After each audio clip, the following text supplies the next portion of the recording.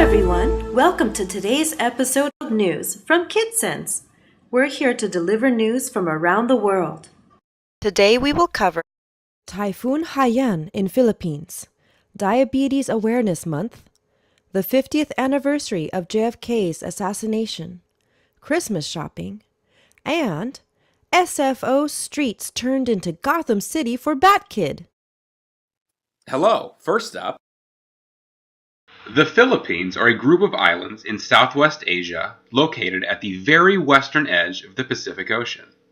To its north lies Taiwan, to the west Vietnam, the southwest the large island of Borneo, and to the south another very populous island nation known as Indonesia. Its location, both close to the equator and near a fault line, make the Philippines prone to both typhoons and earthquakes. A very large and powerful storm called Typhoon Haiyan struck the central Philippines on November 8th. Also known as Super Typhoon Yolanda, this is the strongest storm that ever made landfall, with wind gusts over 200 miles per hour. The storm came in with very strong winds, heavy rains, and waves of water as tall as 13 feet. The United Nations Office for the Coordination of Humanitarian Affairs said that over 4 million people were forced from their homes. The Philippines government estimates over 4,000 deaths, and several thousands are still missing. One of the worst cities hit is Tacloban on the east coast of the Philippines. The Philippine Armed Forces, the International Armed Forces, and aid agencies have been struggling to get help to the affected areas due to the extent of the damage to airports and other infrastructure such as roads and rails. With the reopening of the airport in Tacloban, the much-needed aid is coming in, which means vital food, water, medicine, and equipment is finally able to reach these parts of the Philippines. It is expected that the recovery will take months, and full recovery may take years. Organizations around the world, like the Red Cross, are raising money to help with the humanitarian aid. Kids are also participating in fundraisers to donate money to help. You can help! Next up. The month of November is observed as the Diabetes Awareness Month. Diabetes is a disease in which the body is unable to control the amount of glucose that is released into the blood. Glucose is the main nutrient that our body uses to give it energy to go about our daily activities. I always say it's like the gas that powers a car, but it needs just the right amount of glucose. Too little or too much will cause problems. Glucose comes from foods that contain carbohydrates and sugar. It is stored in the liver and in the muscle cells. Insulin, a hormone produced by our body, is needed for glucose to be used as energy by our body. Insulin, not being produced or used correctly by our bodies, can lead to high or low blood glucose levels. Such a condition is called diabetes. There are 2 types of diabetes. Type 1 diabetes people are unable to produce insulin. As a result, they need regular injections of insulin to get the insulin their body needs. In addition, they need to plan their diet and exercise. Type 2 diabetes happens mostly in adults, when the body over time becomes resistant to insulin and can't make the glucose to be available as energy.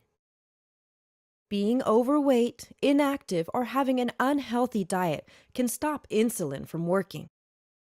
Often, type 2 diabetes can be managed by carefully planning their diet and exercise. If that doesn't work, insulin injections may also be required.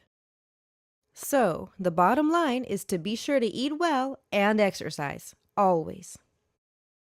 Next, November 22nd marks the 50th anniversary of President John F. Kennedy's assassination. John Fitzgerald Kennedy was born on May 29, 1917, in Brookline, Massachusetts. Often shortened to the initials JFK, he was the youngest person to be elected president. On January 20th, 1961, he was sworn in as the 35th President of the United States of America. In his inaugural address, he asked the nations of the world to join together to fight what he called, quote, common enemies of man, tyranny, poverty, disease, and war itself. He spoke of the need for all Americans to be active citizens, saying, "Ask not what your country can do for you, ask what you can do for your country." He became an icon of the 20th century, and his wife, Jacqueline Kennedy, wowed the nation with her pretty pearls and pillbox hats.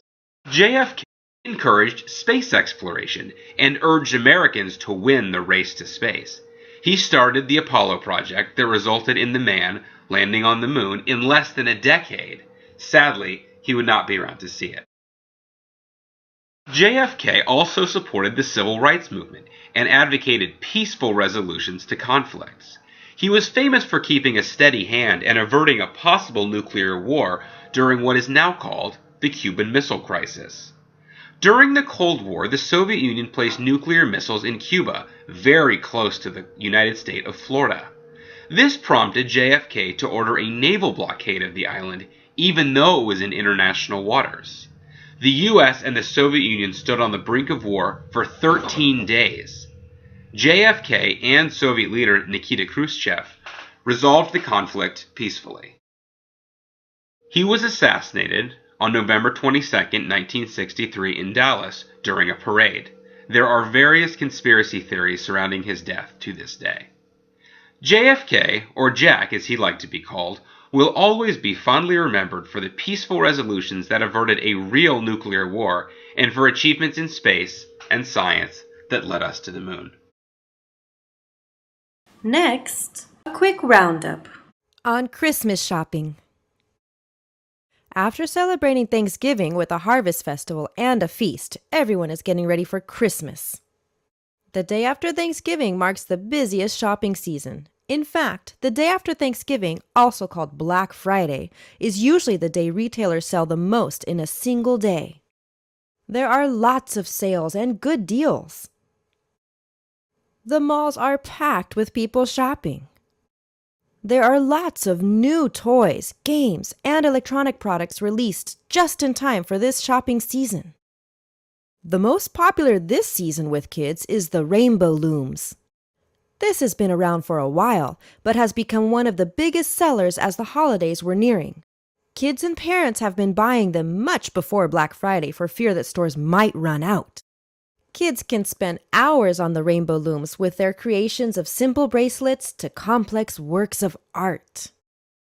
Toys like Legos, Barbie, Skylander Swap Force, the latest Furbies, American Girl, Crazy Cart, and Nerf are also pretty popular, with Legos leading the way, of course.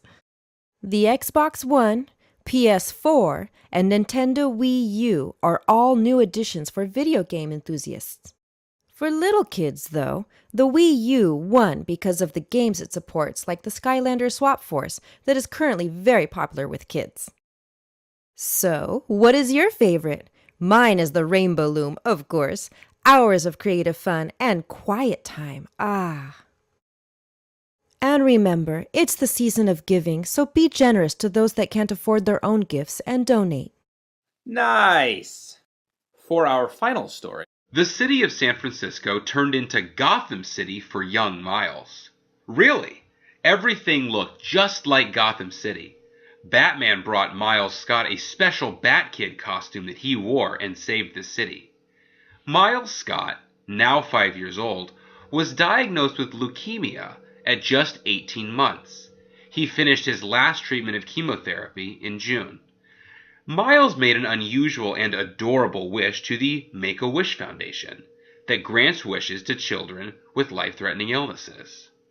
The city of San Francisco came together to make his wish come true. On November 16th, the streets of San Francisco were converted into Gotham City, and tens of thousands of people lined up to cheer Batkid in his brave feats.